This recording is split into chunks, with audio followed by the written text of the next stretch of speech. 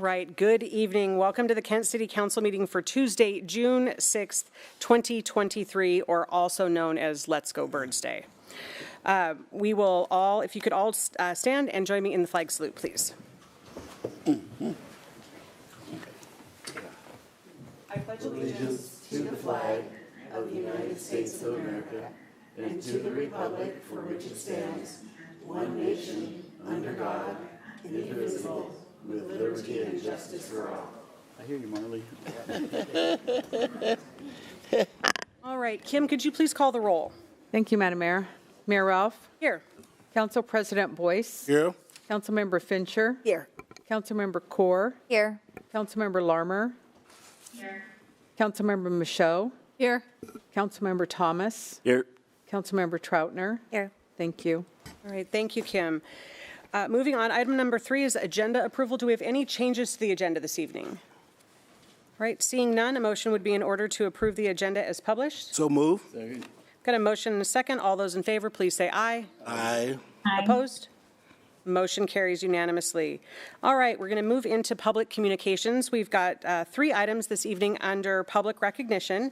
The first one is Employee of the Month. So every month here at the city, our employees can get together and they nominate one of their peers for Employee of the Month. So this person exemplifies our mission, vision, values, and goals here in the city, both in the work that they do on a day-to-day basis, but also in any sort of special projects, the way that they just present themselves, carry themselves, and treat their coworkers. So it's a pretty good honor. I am excited tonight that our June 2023 Employee of the Month is here with us. Andy Grove is our Employee of the Month. Andy started working for the police department on February 18th, 2003 as a police recruit officer. He was promoted to sergeant on July 1st, 2010, and he left the Kent Police Department on September 9th, 2011 to pursue a law enforcement opportunity overseas. He was rehired on August 18th, 2014 as a police officer. On March 1st, 2016, he was promoted to sergeant, and on October 1st, 2018, he was promoted to his current position as police commander. As a commander, he works under the direction of police assistant chief to organize, coordinate, and direct day-to-day activities of designated units within a assigned division. He also develops and assigns work schedules to assigned personnel and supervises and evaluates the performance of assigned staff. Andy was nominated because of his outstanding and tireless work creating and administering a revolutionary program called the Community Immersion Law Enforcement Program, or CELIP. CELIP involves new police recruits taking an active role in community service prior to undertaking their initial training. The intent of this immersion is to assign the recruits to a nonprofit community service organization to carry out day-to-day community service functions as a part of their onboarding to the profession. Commander Grove diligently worked through this program's life cycle. Commander Grove displayed a keen eye for detail and demonstrated significant commitment to the department mission. He continuously balanced the needs of the program with the organizational demands in a manner that did not detract from his usual workload. The lengths that Commander Grove went to ensure success are unparalleled and demonstrated both in his work ethic and his leadership. Commander Grove was able to seamlessly adapt and work expertly in those uncharted waters, not only creating and testing a revolutionary idea, but projecting a positive image on the Kent Police Department and the profession itself. And he continuously embraces our values, and we celebrate him as June's Employee of the Month.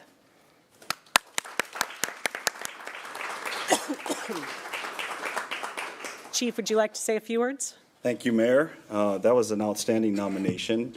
What's incredible about that is it only paints about that much of why Andy's very deserving of this award.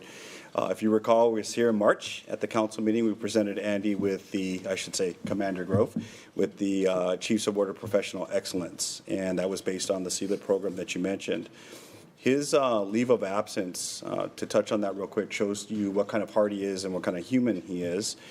His work was in the Philippines, and he was working with the Filipino authorities to help rescue victims of human trafficking, interject with those things. So he went to do that. That tells you where his heart truly is. So very deserving, huge accolades. There are great things in Andy's future, and very proud that he's got this deserving award. Different from the Chiefs Award in that this was nominated by his peers, which I think is a very cool thing. So I'll let him come up and say a few words. Thanks, Chief.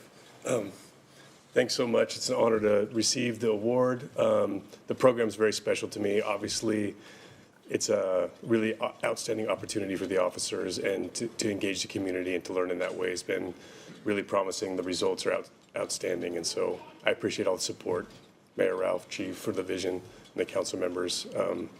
I've had an outstanding career here, and I just really appreciate the recognition, so thank you so much. Nice. Congratulations. Commander Grove built that program, and if you think about any new program taking off when you're working with contracts and service providers and all of those things, and made sure that every detail was meticulously met. And contrary to what you may have heard on the news, the city of Kent is the first city to have this program, so it really was from the ground up here, and Commander Grove is really a very, very important part of that. So congratulations, Andy.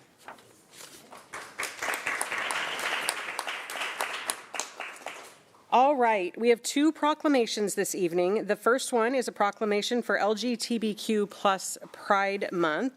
And I've got Paris Yandel from Utopia joining us to accept the proclamation. Paris, if you want to come up to the podium, I will read this and come over and present it. All right. Whereas the month of June was designated Pride Month to honor the Stonewall riots and is generally recognized as the catalyst for the lesbian, gay, bisexual, transgender, queer, intersex, and asexual rights movement. And whereas LGBTQ plus residents, students, city employees, and business owners within the city of Kent contribute to the enrichment of our city. And whereas Washington State and King County have led the nation in protecting the civil rights of our lesbian, gay, bisexual, transgender, and queer neighbors, coworkers, friends, and family members, as well as provide allyship. And whereas while further progress is needed, it is important to recognize and celebrate the substantial gains that have been achieved. And whereas the City of Kent, in partnership and communication with residents, businesses, and schools, is dedicated to building an inclusive city with opportunities for all. And whereas LGBTQ plus residents contribute to the cultural fabric of our community and donate their time, talent, labor, and financial resources to various community organizations. And now, therefore, I, Dana Ralph, Mayor of Kent, do hereby proclaim June 2023 as LGBTQ plus Pride Month in Kent, Washington, and the Kent City Council and Mayor invites everyone to reflect on ways we can all live and work together with a commitment to mutual respect and understanding, and to join us in a special observance and recognize the numerous contributions that the LGBTQ plus individuals play in our city.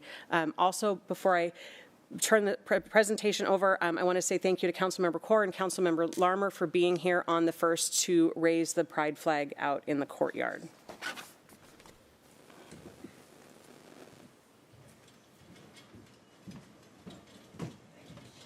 Who's this? This is my daughter, Cody. Hello, sweetheart. I'm going to turn around and do a quick picture, if that's okay? Sure. Oh, when I go ahead? Okay. Better.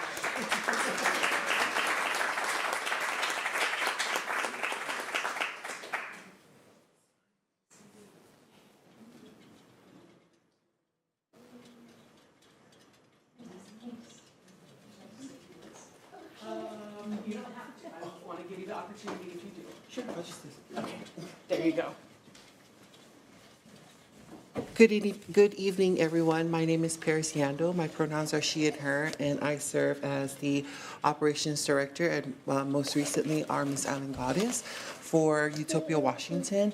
On behalf of our Executive Director, Taffy Johnson, and our Board of Directors, I want to thank you for this wonderful proclamation.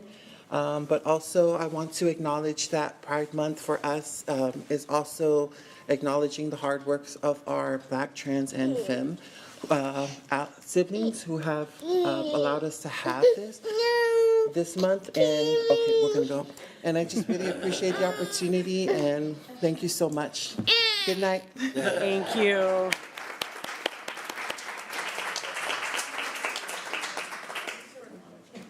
Right. The next proclamation we have this evening is for Juneteenth 2023, and I'd like to ask Gwen Ellen Karsten to come up and join us at the podium, Executive Director of KBAC. So the proclamation says, whereas on New Year's Day, January 1, 1863, using his war powers as president, Abraham Lincoln signed the Emancipation Proclamation, providing that all persons held as slaves within any state and designated part of a state shall be thenceforth, and forever free. And whereas almost 2.5 years later, Major General Gordon Granger arrived in Galveston, Texas, and announced the end of both the Civil War and slavery. And whereas the story and influence of James Edward Shepperson, who settled in Roslyn, Washington in 1888, inspired many others to flee the South at great risk and pursue new opportunities in Washington state as miners. And whereas we think about the moment in 1888 when 300 black men from Virginia, North Carolina, and Kentucky were determined to escape the terrorism of the post-Civil War South as they boarded trains for the Washington Territory and settled in King County mining camps. And whereas Texans began the celebration of Juneteenth in 1866 with community events such as parades, cookouts, prayer gatherings, musical performances, and historical cultural readings. And whereas we acknowledge Black freedom and achievements within this community, we would specifically like to recognize and offer thanks to the Kent Black Action Commission for their founding and continued work in the observance of Juneteenth, and are grateful for their contributions to our city. And whereas we appreciate the Black experience and celebrate the inclusion of all races, ethnicities, and nationalities, and whereas we commit to working together to achieve equity for all, now therefore I, Dana Ralph, Mayor of Kent, do hereby proclaim June 19th, 2023 to be Juneteenth 2023 in the city of Kent, and I encourage all citizens to join me in the celebration. So we will be raising the Juneteenth flag here in just a couple of weeks. Yes. We did that for the first time last year. It was a wonderful moment to be here for that. I have to say, through the amazing work of Gwen and the whole team at KBAC, the city of Kent has been celebrating Juneteenth for 12 years now. 12 years. It's amazing. And as a city, we were the first city in the state after the legislature passed Juneteenth as a holiday to offer that to our employees. So also very proud of us being able to get out there and make that acknowledgement. So with that, I will come down and hand you the proclamation, Gwen. And while you're doing that, if you don't mind, Mayor, I'd like to call Mr. Charles Carston. Charles is our operations manager. He's also my husband, but he is the one who takes care of all the setup and this, that, and the other for all of our events. So we really appreciate his hard work. And we have with us Miss Catherine Jones. Come on up, Miss Catherine. We're going to do, I feel a group picture coming on. It so is. you keep doing that, and I'll get everybody lined up out here. I just wanted to be sure that folks get their recognition for what they do and to make these things happen. Ms. Catherine is newly with us as our food service coordinator and our community liaison. She's taking the place for our beloved Ms. Charmaine Boston. And we also honor her, still honor her to this day for all the things that she was to us and what she did. So Ms. Catherine is also a wonderful cook. So if you come to Juneteenth, you're going to taste some of the deliciousness that she has to offer. So thank you, Ms. Catherine. You're so welcome. Yes. I'm so honored to be a part of thank Payback. you. So thank you. Thank you. She's such a sweetheart. And also in the audience, we have Mr. Davis Churwa. Come on up, Davies. Come on up. Davies has been able, through his marketing and media professionalism, taken us to another level. We really discovered what it was like to be a part of the new world of the virtual, this, that, and the other, and he led us down that path. And because of that, when Davies, I tell this story all the time, when he hits a button, it goes around the world. So little old Kent is around the world. People are talking about what we're doing. And so he's always there for us to make sure that we have a good presence as KBAC. So we appreciate you, Davies. Thank you so much. You're welcome. So with that, I also just want to say thank you to the city of Kent. Thank you everyone who talks about us, who, tells the story about us. We've been through some ups and downs, and now I feel that we're on a good pace to grow.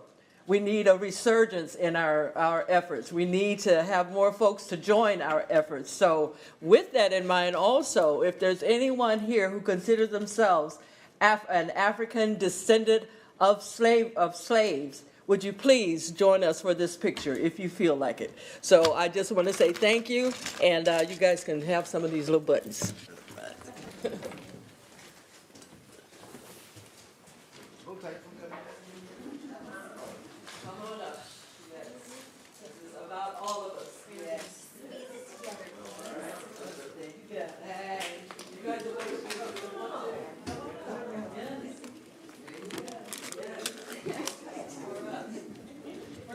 Squeeze together, guys. Squeeze.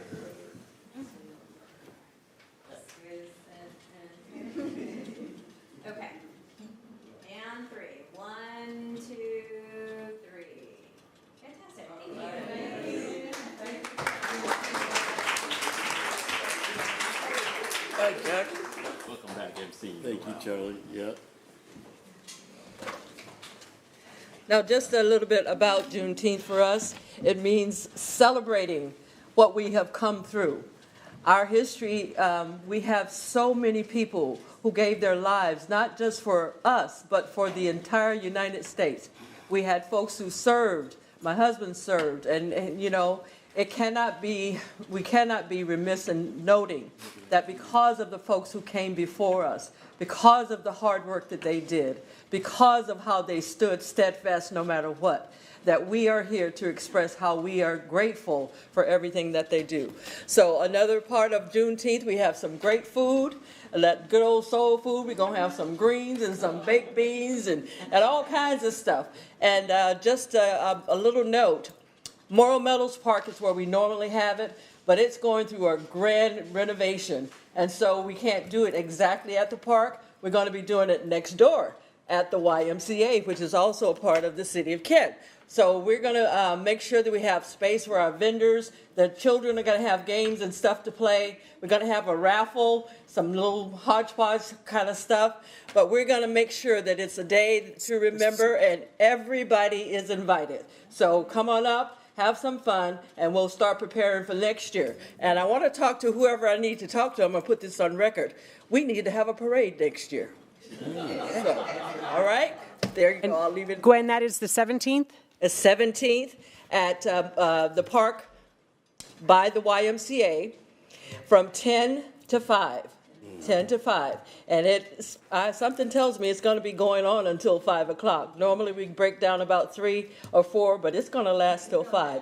Oh, and our main entertainment again this year is Michael Powers. Fantastic. You are going to be able to have an hour-and-a-half concert, a free hour-and-a-half concert with Michael Powers and what he does.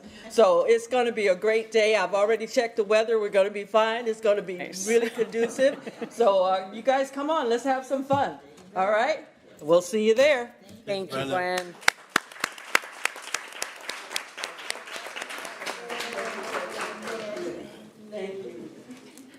All right, we are going to move on under public communications to community events. Council President Boyce. Thank you, Madam Mayor. We do have a couple of events going on at the Accessible Showwear Center.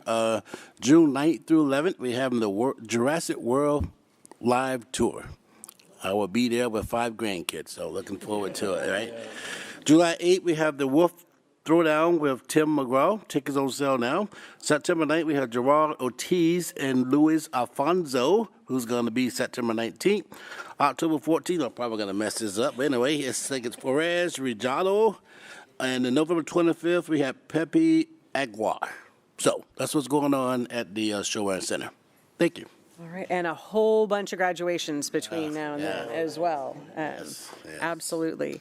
Councilmember Fincher. Thank you, Madam Mayor. We have a reminder, this is a reminder about the Kent concerts that are going on. So free concerts on Wednesdays and Thursdays in Kent, several locations. We have a wonderful exhibit tomorrow.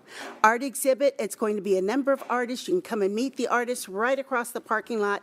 Centennial Center, 6:30 p.m. Refreshments, entertainment, come and have a good time, free of charge. And on Saturday, there is an immigrant art show over at the Senior Center. So good things as usual going on in Kent. All right, thank you.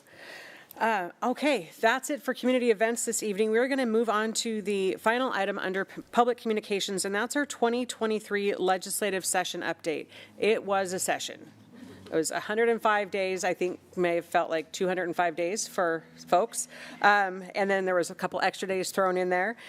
Joining us this evening is Brianna Murray, our amazing lobbyist who works to make sure that our legislators are aware of the agenda that the council sets, where we're at in positions, and works to make sure that the interests of our city are well represented in Olympia. So Brianna, I'm going to turn it over to you.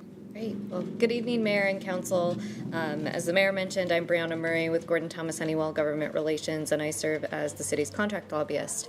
I view myself as being at the tip of the spear as your advocate down in Olympia, but I have the honor and privilege of working with many different staff throughout the city, as well as many of you who are elected to advance the city's legislative priorities. And it really is, while I'm here presenting to you this evening, it really is a reflection of a team effort that a lot of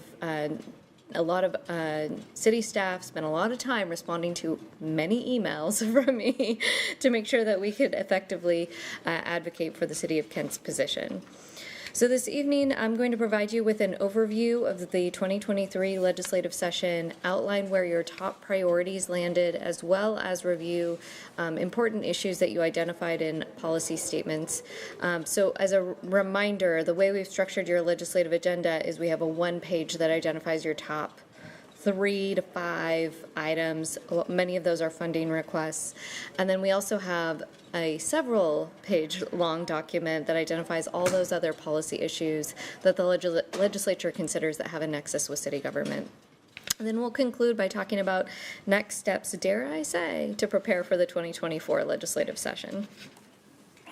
So starting first with an overview of the 2023 legislative session, the legislature operates on a 2-year cycle. This was the first year of that 2-year cycle and was a long legislative session scheduled to last 105 consecutive days, starting on January 9th and concluding on April 23rd.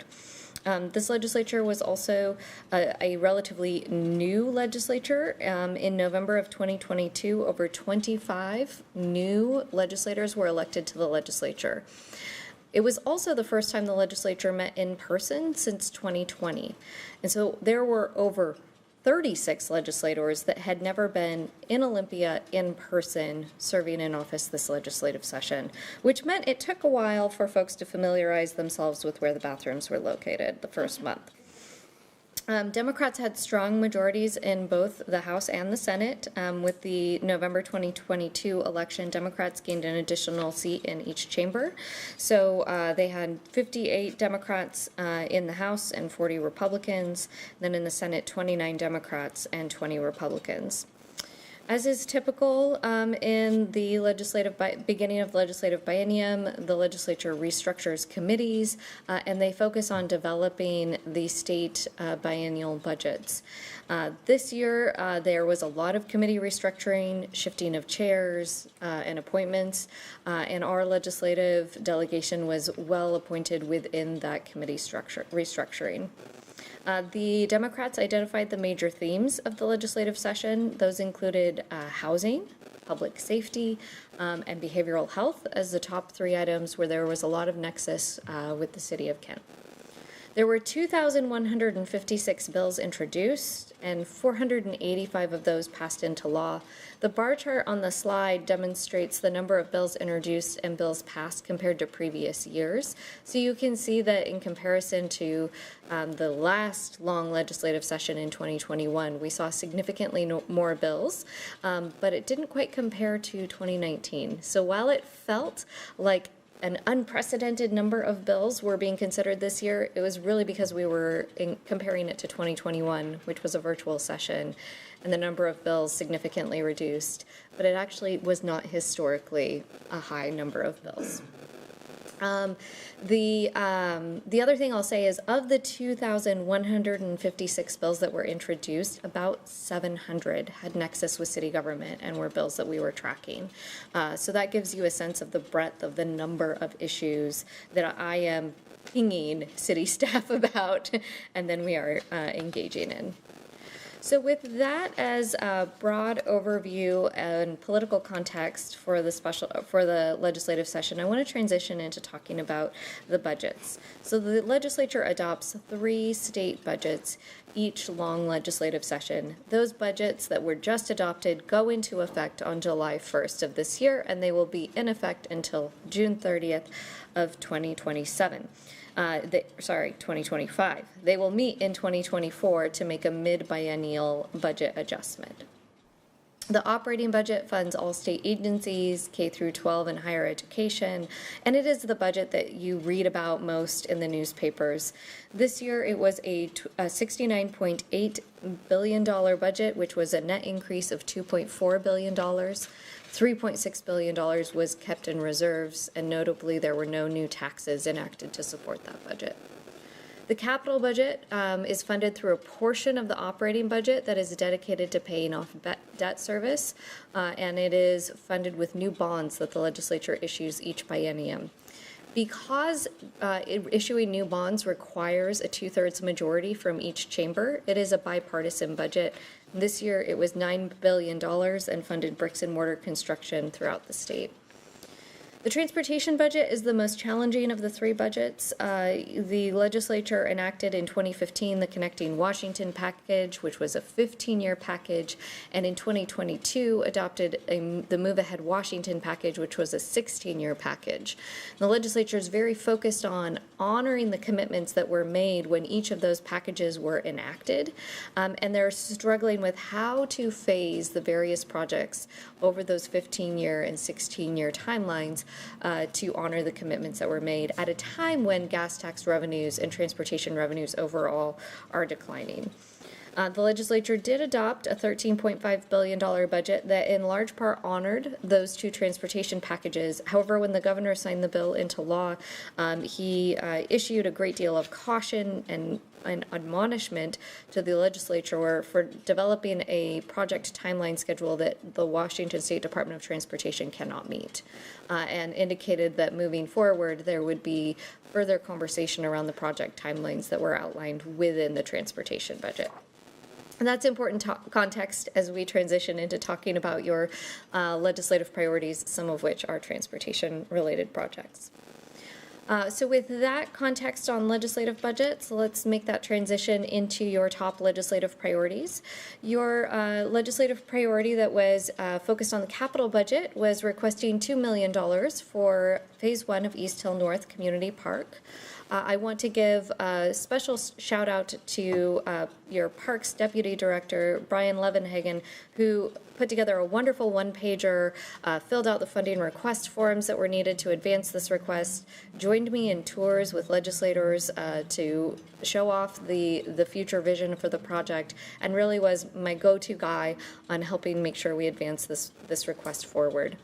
The final capital budget appropriated $1 million to the project. We know that asking for $2 million was going to be asking for a lot, and we went with the ask high, hope for half, which is exactly where we landed. I will say the average appropriation to projects this session was $700,000, so the City of Kent got more than the average across communities. And Senator Kaufman and Rep. Stearns in particular, as well as Rep. Entenman, took a great leadership role in advancing this project forward. In the Senate, the project was allocated $250,000, and in the House, it was allocated $1 million, really at the province. And the legislature was really looking at, okay, we know we want to fund these projects. We've already committed to these communities that we're going to allocate these funds, but we haven't told them when they're going to get their money. So the task that we had this session was to say, we want our money and here's when we want it. So Chad was instrumental in working with WashDOT local programs and helping me put together the preferred timeline and responding to some equity questions that were asked leading into this legislative session. And frankly, we fared extremely well in the phasing of projects. All of our projects are in the first 4 years of the Move Ahead Washington package. So Meet Me on Meeker, we were allocated $10 million, but we didn't know when we would get it. We'll get $3 million in 23-25, $7 million in 25-27.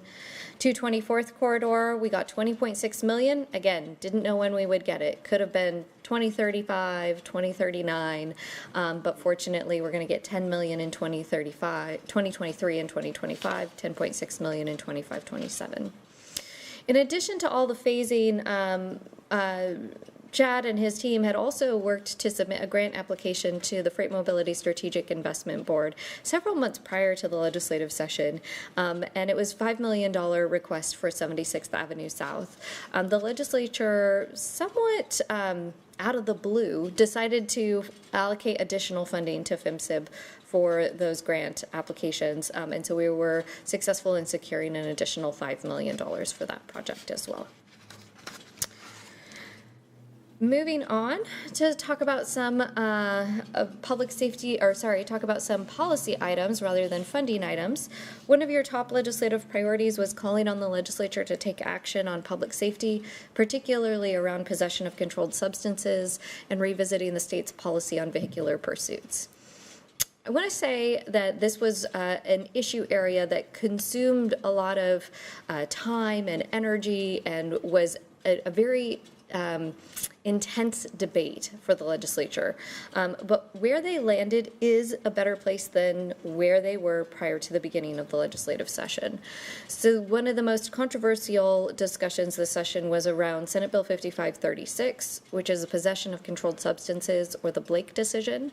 The legislature actually failed to enact a bill during the regular legislative session and had to come back in a one-day special session on May 16th to take action on a bill.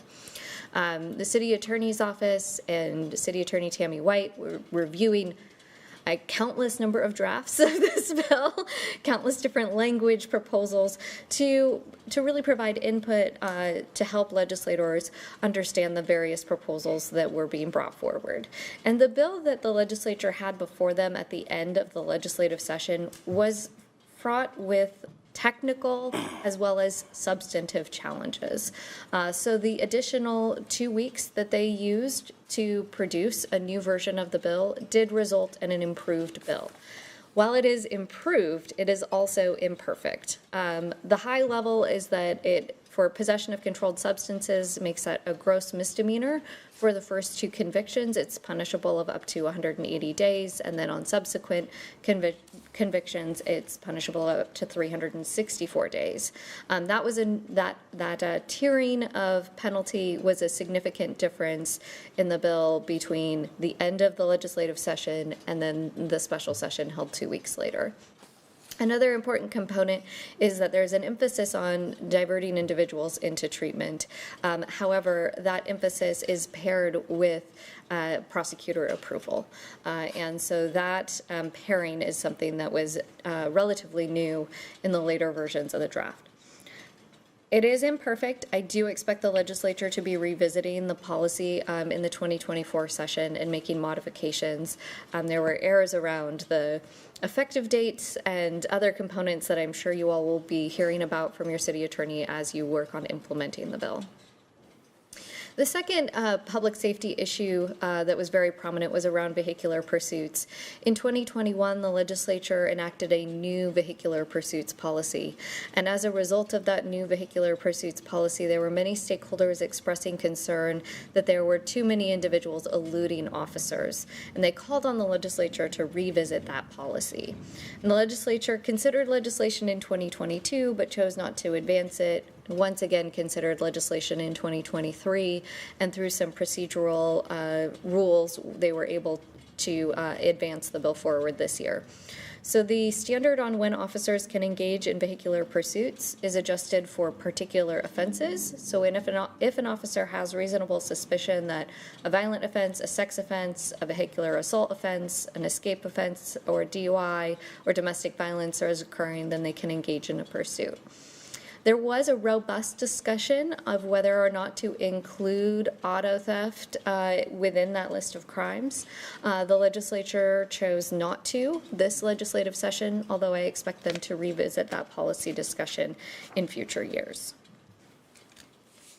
Moving on to another top priority for the City of Kent was City of Kent requested legislation to update the state's laws around illegal street racing. So the current definition of street racing in state law is just two cars competing for speed.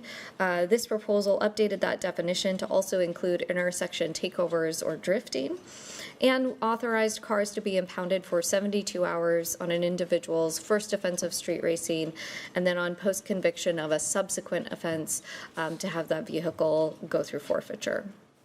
Additionally, the legislation includes language that clarifies that prosecuting accomplices do not have to be on the scene, so individuals promoting street racing via social media can be prosecuted as well. This was a City of Kent-driven effort where we also had partnership from City of Tacoma, City of Pasco, City of Des Moines, City of Fife, a small coalition of jurisdictions that really helped drive this proposal forward.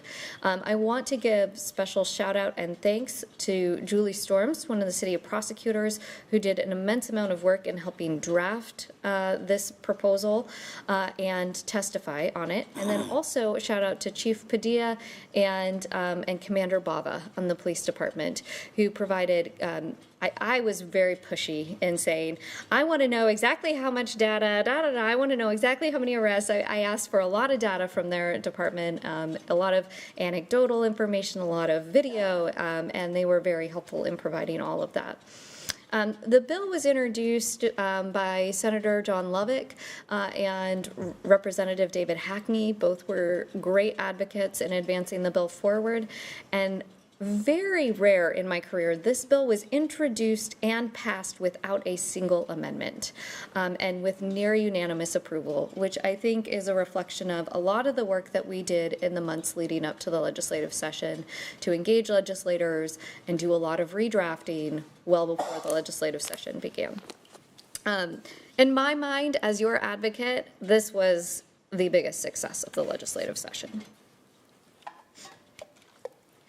Another priority that you all identified was looking for modernization and efficiency opportunities within city government. This manifested itself in House Bill 1080.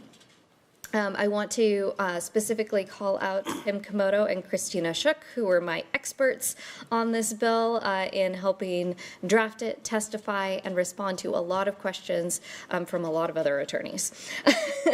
What this bill does is it says that when an attorney requests police body-worn camera footage, that attorney is already getting through discovery, that the city is not required to redact that footage when providing it through the Public Records Act. That was the proposal as introduced. The bill was amended several times throughout the legislative process. The first time it was amended, it said, well, rather than not doing the redaction, we still have to do the redaction, but we can charge the attorney for the redaction, so it lowers city costs.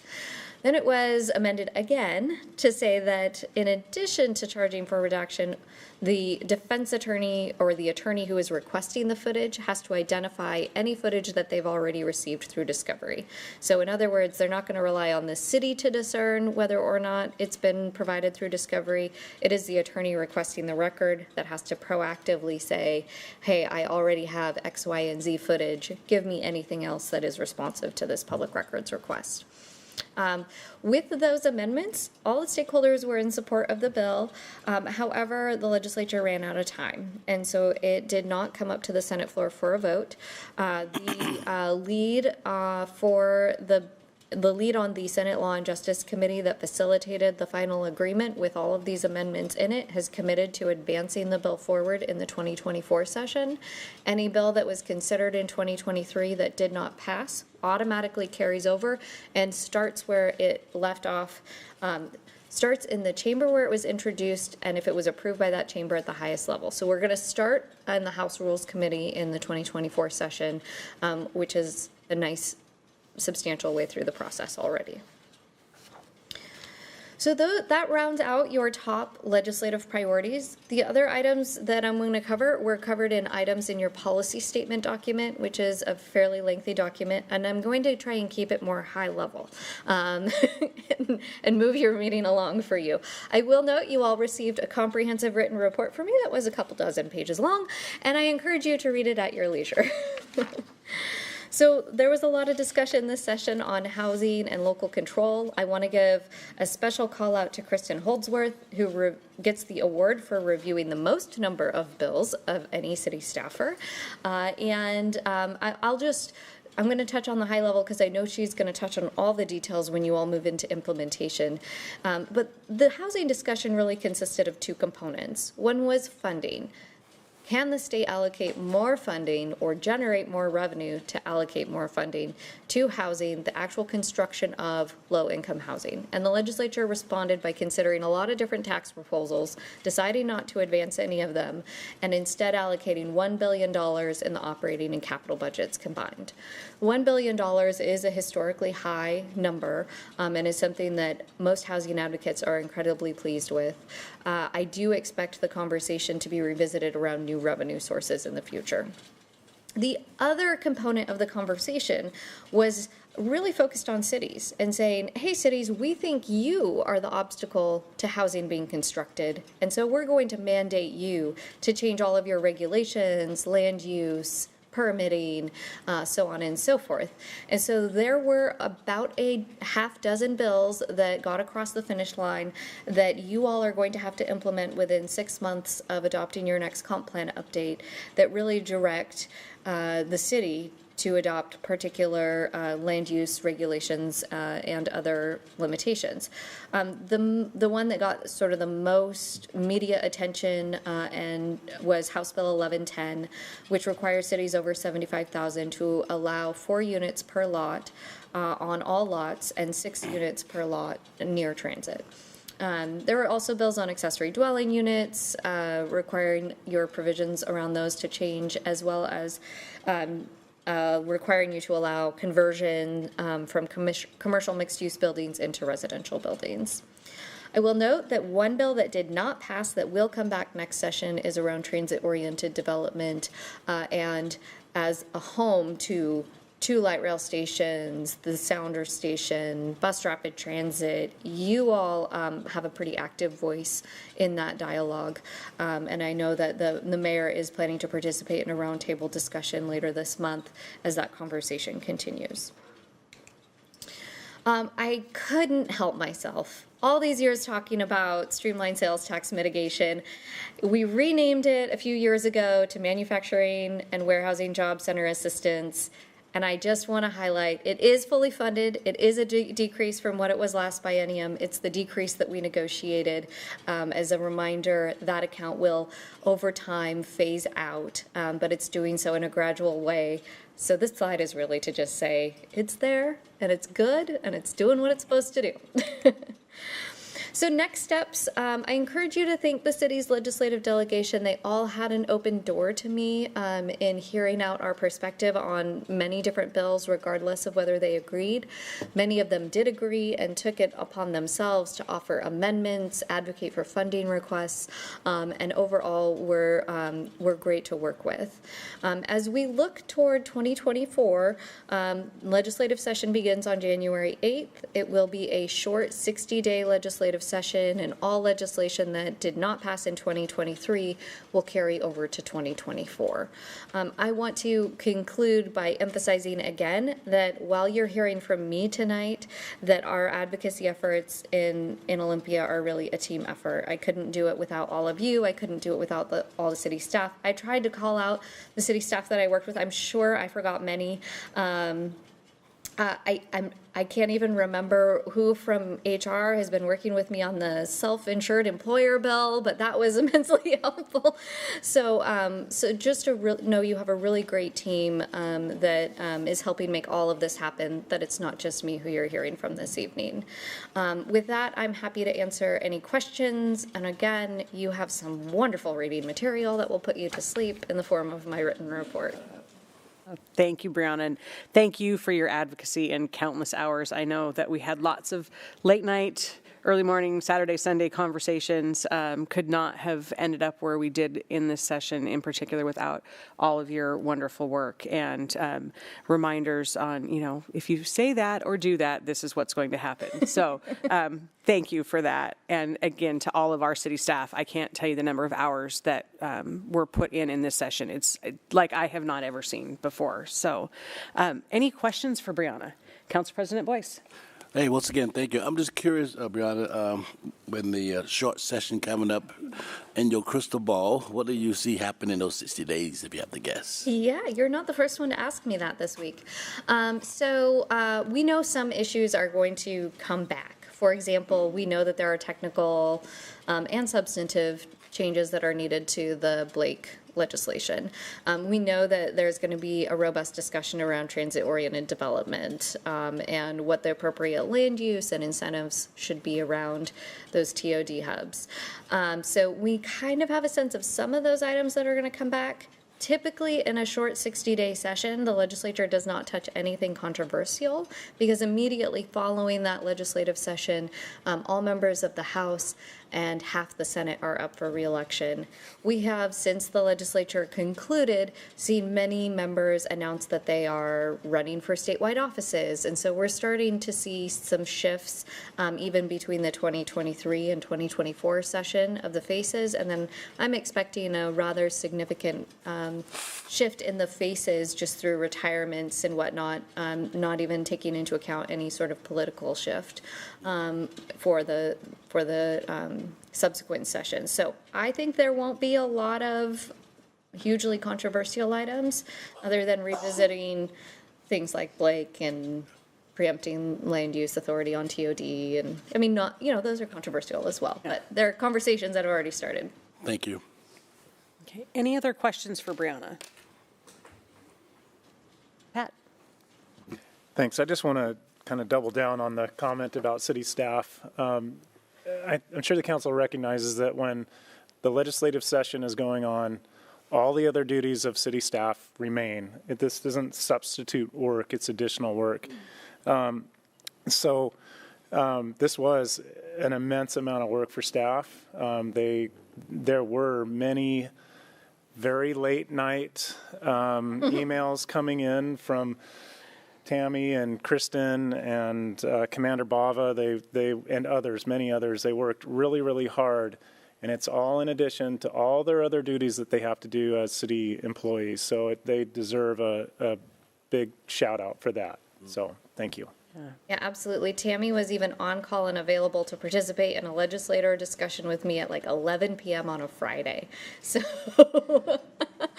the legislature works all hours, 105 consecutive days, no weekends off, no holidays off, and that is the level at which we are engaging as well, and greatly appreciative of city staff being so dedicated. Yeah. All right, last call. Any questions? All right. Again, thank you so much, Brianna. Really, really appreciate all of the work that you put in getting us to this point. There were a lot of pretty significant crises averted this session, so thank you for that. Yeah. Well, thank all of you. Take care. I think we should give her a hand, really. I think yes.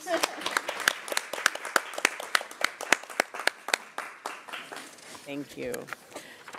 All right, we will move on in the agenda. The next item is reports from council and staff. So everyone sitting up here on the dais not only is a part of these meetings, the committee meetings and workshops, but they also serve on boards and commissions outside of council, making sure that the city council's voice, or the city of Kent's voice, is heard at the regional level. I will keep my report really short, given that we started late. Again, I apologize for that.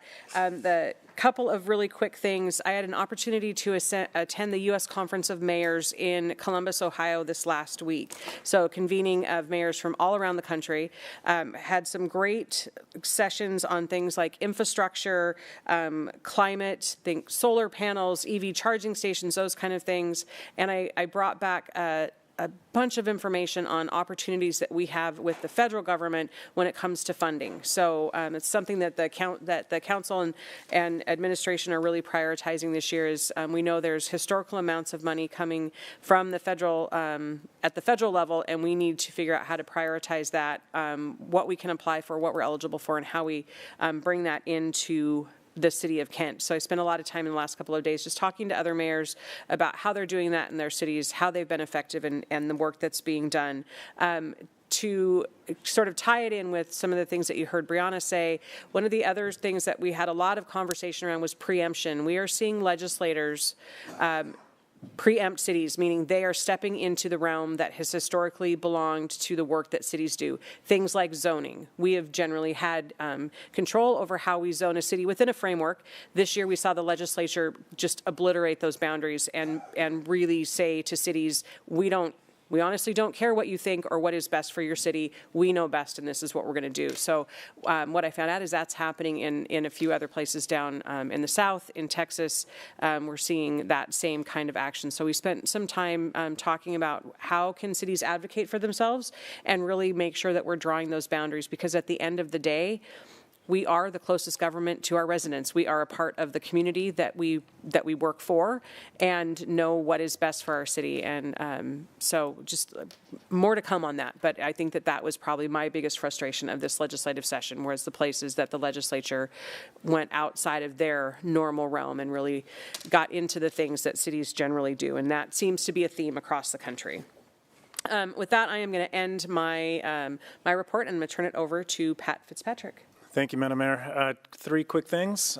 Speaking of preemption, staff is working on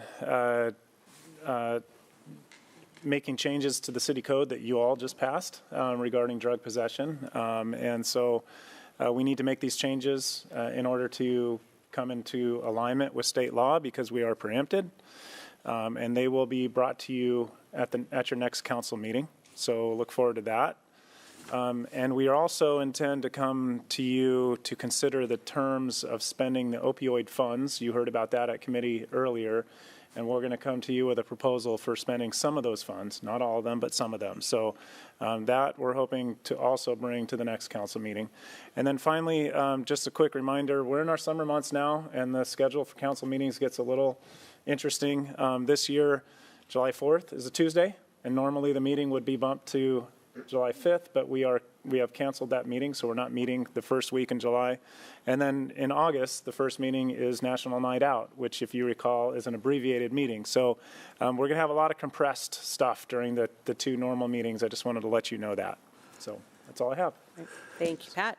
Council President. Thank you, Madam Mayor. I will keep mine short as well, too. We did have an operation meeting today at 4 o'clock, and we called it COW, which is Community as a Whole. So we all meet as one, and each one of the chair from Public Works, Parks, and ECDC, as well as Public Safety, had the opportunity to talk about what's going on within their committee. So they'll probably report out on that later. So, and I thought the meeting, first one, went extremely well, and we'll fine-tune it, and we'll get better as it go on. And the only thing I was going to say is, we did have in our workshop, we got a new park coming in Kent. We're working on the East Hill. They call it East Hill North Community Park, but that's not going to be the final name, right? But it's down on 132nd and 216, and they're going through the planning phase, and hope by summer 23, the final master plan will be done, and about a winter 24, the bidding and the construction will be going on. So a lot of exciting things going on. I would ask that hopefully they can put this on the website so people can go out and kind of take a look at what's going on and have an opportunity to get feedback as well, too. But they are off and running. With that said, I'm just going to go ahead and start off with to my left to Councilmember Michaud, please. Thank you, Council President. I serve as the council liaison for the Human Services Commission. And as part of the Human Services Commission's trying to make the grant process more equitable, we are bringing in different groups so we can hear feedback about the grant process. So we had presentations from Project Feast, Indian American Community Services, and New Connections Fresh Start. So we learned about their organizations and then asked them how we could make the grant process easier and just better in general. And then I also serve on the Regional Law, Safety, and Justice Committee. And we got a presentation from King County's Screening, Brief Intervention, and Referral to Treatment Services program that is funded by the Best Starts Levy. And what it is this app that they are testing out with middle school and high school students, and it asks them about mental health type questions, and then based on how they answer, they can get referrals to services. And then we also heard from Renton about their, I don't remember exactly what they call it, but it's very similar to our Kent Police Department's equity board. So Renton has their own version of that, and we heard about that. And that concludes my report. Thank you, Councilmember Michaud. Councilmember Core. Thank you, Council President. I serve on King County's Growth Management Planning Council. And we met and voted on UGA expansion policies and 4-to-1 program that we voted, as Sound Cities voted with the amendment that was proposed by the city of Snoqualmie. So, and then we had legislative update, and that was the only meeting I had so far. So, and I do sit on Puget Sound Clean Air Agency Advisory Council as the chair, and on Domestic Violence Initiative Regional Task Force, and we'll be meeting probably sometime during the summer. Thank you. Alarma on TV. Hi. She told me that she have no meetings coming up until Friday, so I want to say she'll be reporting out at our next council meeting. I'm going to go to Councilmember Troutner, please. Thank you, Council President. I am the subject matter chair of the Economic and Community Development Committee, and we have one item we move forward to a future meeting for the consent calendar, and that is reallocating some of the ARPA money to the National Development Council. I am also I'm a member of the Regional Transit Committee, no longer the chair. And we just had a meeting on May 17th, information only, talking about partners for future capital projects and investments, which Kent participates in that, especially through our work with Metro on the Rapid Ride line that will be coming to Kent